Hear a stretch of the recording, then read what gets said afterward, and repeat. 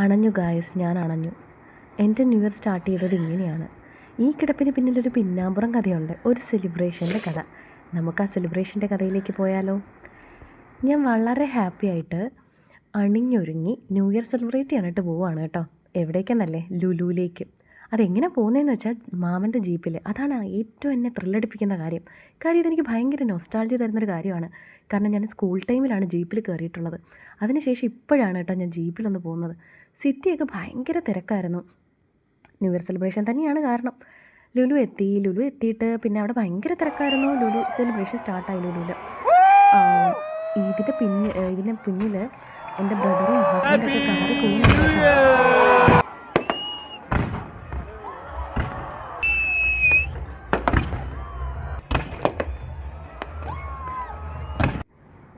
പക്ഷേ രാവിലെ ആയപ്പോൾ ഇതുപോലെ വെട്ടിയിട്ട വാഴത്തണ്ട് പോലെയായി ഞാൻ.